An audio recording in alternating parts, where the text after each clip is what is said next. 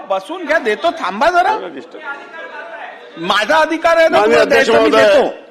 माझी जबाबदारी आहे, माझी जबाबदारी आहे. तुम्ही बसा. चला चला बसा.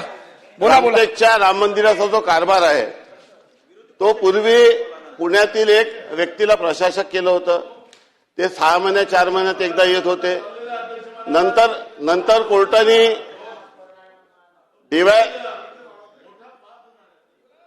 डीवायएसपी रामटेक यांना प्रशासक केलं.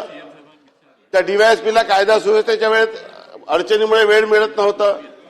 मग कोर्टाने त्यांना रामटेकच्या एजोला या ठिकाणी प्रशासक केलं आणि न्यायालयात एक प्रकरण सुरू होतं ज्यामध्ये 1971ला डेप्टी चॅरिटी कमिशनरने ऑर्डर दिलं की हे मंदिर हे प्रायव्हेट ट्रस्ट आहे. प्रायव्हेट ट्रस्ट नाही, हे पब्लिक ट्रस्ट आहे, तो पब्लिक मंदिर आहे. त्यानंतर जॉईंट चॅरिटी कमिशनरकडे केस चालली. त्यानंतर डिस्ट्रिक्ट कोर्टात केस गेली आणि त्यानंतर हायकोर्टात केस गेली. परत ही केस रिमांड झाली आणि नंतर डेप्टी चॅरिटी कमिशनरने या केसमध्ये ऑर्डर केलं. माननीय अध्यक्ष महोदय, रामटेकचा राम मंदिर हा महाराष्ट्राच्या सर्व वैभवाच्या दृष्टीने अतिशय महत्वाचं मंदिर आहे आणि मी स्वतःला खूप भाग्यवान समजून घेतो. माननीय अध्यक्ष महोदय, मी सर्व सभागृहाच्या सदस्याला मनापासून धन्यवाद देतो. माझ्या मतदारसंघाच्या जनतेला धन्यवाद देतो की माझा जन्म रामनवमीच्या दिवशी झाला आणि मी कुठलीही पार्श्वभूमी नसताना रामटेकचा आमदार झालो. हे फक्त प्रभू रामचंद्राच्या कृपेने झालो, हा समजणाऱ्यापैकी मी एक आहे. आणि त्या राम मंदिरामध्ये मागील 55 वर्षापासून ट्रस्ट होऊ शकली नाही. माननीय अध्यक्ष महोदय, रामटेकच्या मंदिरामध्ये महाराष्ट्रात 376 स्टेट प्रोटेक्टेड मॉन्युमेंट आहे. थोडं 5 मिनिटाचं पॉइंटेड उत्तर द्या फक्त. प्रश्न एकदम पॉइंटेड उत्तर देऊन राहिलो की 36 मॉन्युमेंट आहे राज्य पुरातत्व विभागाचे प्रोटेक्टेड मॉन्युमेंट आहे आणि 5 मॉन्युमेंट आहे भारतीय पुरातत्व विभागाचे प्रोटेक्टेड मॉन्युमेंट आहे. रामटेक मंदिरामध्ये जे काही व्यवस्था या ठिकाणी पूर्ण स्वच्छता यात्राकर अनुदानच्या माध्यमातून तो राज्य सरकारच्या वतीने नगर परिषदेच्या मार्फत होत आहे आणि प्रशासकाला पार्ट टाइम जॉब असल्यामुळे त्याला वेळ देता येत नव्हता आणि मंदिराचा विकास करण्यामध्ये अनेक अडचणी या ठिकाणी उद्भवत होत्या. आणि म्हणून आता जो कायदा आपण केलेला आहे त्या कायद्याच्या कलम 30 जर आपण या ठिकाणी वाचलं तर 30 मध्ये अकाउंट्स आहे, 31 मध्ये ऑडिट आहे, नंतर कंट्रोल ऑफ स्टेट गव्हर्नमेंट आहे सेक्शन 32 मध्ये आणि सेक्शन 33 मध्ये इन्स्पेक्शन फ्रॉम स्टेट गव्हर्नमेंट आहे आणि सेक्शन 41 मध्ये अॅन्युअल रिपोर्ट विधिमंडळात या ठिकाणी येणार आहे. अयोध्येचा जो मंदिर आहे त्यामध्ये प्रायव्हेट ट्रस्ट आहे आणि आपण तो जो इंडियन ट्रस्ट ऍक्ट नुसार होता आणि महाराष्ट्राचा जो आपण आता हा जो करत आहोत हा महाराष्ट्र पब्लिक ट्रस्ट ऍक्ट, हे पब्लिक ट्रस्ट महाराष्ट्राचा वेगळा कायदा आहे ज्याच्यामुळे राज्य सरकारचा या ठिकाणी सर्व कंट्रोल आणि देखरेख या ठिकाणी राहणार आणि एक उपविभागीय अधिकारी हा फुल टाइम त्या ठिकाणी त्या दर्जाचा अधिकारी फुल टाइम त्या ठिकाणी सचिव म्हणून त्या ठिकाणी राहणार आहे. मी माननीय सभागृहाच्या सर्व सदस्यांना या ठिकाणी आश्वस्त करतो की जे काही आज आपल्याला देशामध्ये आज आपल्याला कल्पना आहे की अयोध्येच्या या मंदिरामुळे अयोध्येचा जी अर्थव्यवस्था आहे, उत्तर प्रदेशची अर्थव्यवस्था आहे ती कशा पद्धतीने आज शिर्डी सारखे, शनी शिंगणापूर सारखे, सिद्धिविनायक सारखे ट्रस्ट आपल्या शासनाने केले, शासनाचे ऍक्ट करून ट्रस्ट केले. त्या ऍक्टमध्ये ज्या ज्या तरतुदी आपण केल्या होत्या त्या सर्वच्या सर्व तरतुदी तशाच्या तशाच या ठिकाणी आपण इम्प्लिमेंट केलेल्या आहे. मी आमदार होतो 2004ला, तेव्हा शिर्डीचा ट्रस्टचा कायदा या ठिकाणी या विधिमंडळात आला होता.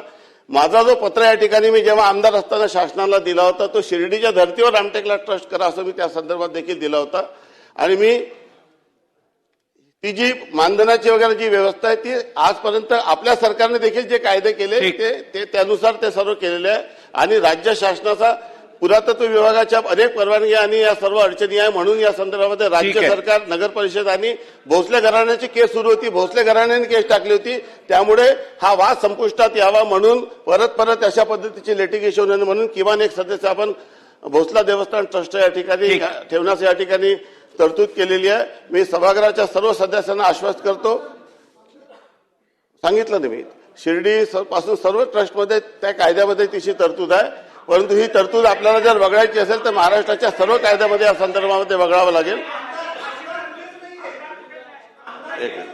आणि शिर्डीमध्ये आपण अशा पद्धतीची नियुक्ती केली होती, आपण समजून घ्या. दुसरं माननीय अध्यक्ष महोदय, रामटेक नगर परिषदेमध्ये पूर्ण जे मॅनेजमेंट आहे राम मंदिराचा ते पूर्णपणे तिथली साफसफाई, तिथली देखरेख, तिथलं मनुष्यबळ, तिथले विकास कामं, ते सर्व रामटेक यात्रा असण्याचा विशेष विकास कार्यक्रम सुरू आहे. त्या विशेष विकास कार्यक्रमामुळे सर्व एजन्सी नगर परिषद आहे आणि म्हणून उद्या नगराध्यक्ष, उद्या आरक्षण होईल, उद्या महिला आरक्षण, कोण आमदार राहील, कोणी काही परमनंट राहत नाही राजकारणामध्ये. त्यामुळे या संदर्भामध्ये मी आपल्याला सांगू इच्छितो की जे काही तरतूद केली आहे ते पूर्णपणे अभ्यासपूर्ण पद्धतीने केलेली आहे आणि हे फक्त 3 वर्षासाठी आहे. आणि म्हणून माझी सभागृहाला विनंती आहे की जे काही मुद्दे आपण या ठिकाणी उपस्थित केले त्याचं मी उत्तर या ठिकाणी दिलेलं आहे. आपल्या सर्वांच्या प्रयत्नातून आपण कुठलेही लोक वेगवेगळ्या पक्षात जरी असले तर प्रत्येकाची रामाच्या प्रति श्रद्धा आहे आणि म्हणून माझी आपल्या सर्वांना विनंती आहे की हे विधेयक या विधिमंडळाने मंजूर करावं अशी माझी या माध्यमातून विनंती आहे. असं आहे की सन 2026 विधानसभा विधेयक क्रमांक 64 श्री राम मंदिर देवस्थान विश्वस्त व्यवस्था रामटेक विधेयक 2026 विचारात घेण्यात यावे. प्रश्न असा आहे की सन 2026 विधानसभा विधेयक क्रमांक 64 श्री राम मंदिर देवस्थान विश्वस्त व्यवस्था रामटेक विधेयक 2026 विचारात घ्यावे का? अनुकूल असतील होय म्हणावे, प्रतिकूल असतील तर नाही म्हणावे. होय ते बहुमत आहे, होय ते बहुमत आहे. विधेयक विचारात घेण्यात येत आहे. आता विधेयक खंडशः विचारात घेण्यात येईल. खंड 2 ते 48, खंड 1 संपूर्ण शीर्षक आणि हेतुवाक्य हे विधेयकाचे भाग समजण्यात यावेत. अनुकूल असतील त्यांनी होय म्हणावे, प्रतिकूल असतील त्यांनी नाही म्हणावे. होय ते बहुमत आहे, होय ते बहुमत आहे. खंड 2 ते 48, खंड 1 संपूर्ण शीर्षक आणि हेतुवाक्य विधेयकाचे भाग झाले. प्रभारी मंत्री महोदय, सन 2026 विधानसभा विधेयक क्रमांक 64 श्री राम मंदिर देवस्थान विश्वस्त व्यवस्था रामटेक विधेयक 2026 संमत करावे असा मी आपल्या अनुमतीने प्रस्ताव मांडतो. प्रस्ताव असा आहे की सन 2026 विधानसभा विधेयक क्रमांक 64 श्री राम मंदिर देवस्थान विश्वस्त व्यवस्था रामटेक विधेयक 2026 संमत करावे. प्रश्न असा आहे की सन 2026 विधानसभा विधेयक क्रमांक 64 श्री राम मंदिर देवस्थान विश्वस्त व्यवस्था रामटेक विधेयक 2026 संमत करावे. अनुकूल असतील त्यांनी होय म्हणावे, प्रतिकूल असतील त्यांनी नाही म्हणावे. होय ते बहुमत आहे, होय ते बहुमत आहे. विधेयक संमत झाले. अजिबात नाही, काहीच नाही, आता काहीच नाही. चला नानाभाऊ अंतिम आठवडा सुरू करा. अंतिम आठवडा सुरू करा नानाभाऊ. चला बोलवा तालिका. अध्यक्ष महाराज 5 मिनिटं बघू आपण कसं जात आहे, मग बघू. थांबा, बघतो, प्रयत्न करतो.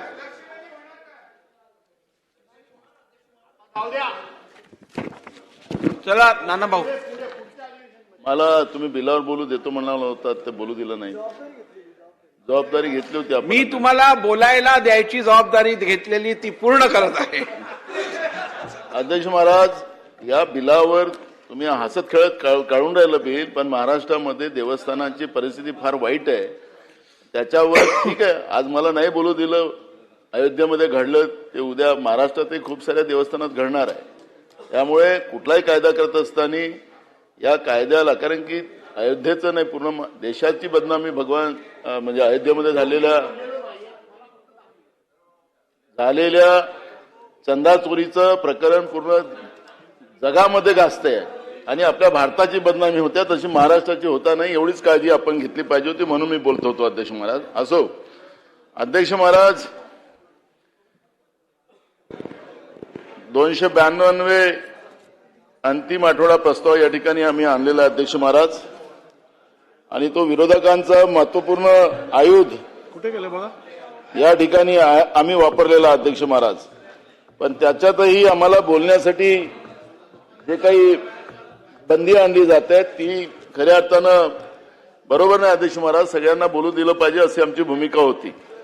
पण अध्यक्ष महाराज, पोलिसांचा वापर करून ज्या पद्धतीनं शासन, म्हणजे साताऱ्याची घटना आपण लक्षात घेतली अध्यक्ष महाराज, तर ती या सरकारमध्ये कसं पोलीस अधीक्षकाकडून 2 जिल्हा परिषद सदस्यांना त्या ठिकाणातून पळवून लावण्यासाठी पोलीस अधीक्षकांचा वापर म्हणजे एसपीचा वापर त्या ठिकाणी साताऱ्यामध्ये करण्यात आला.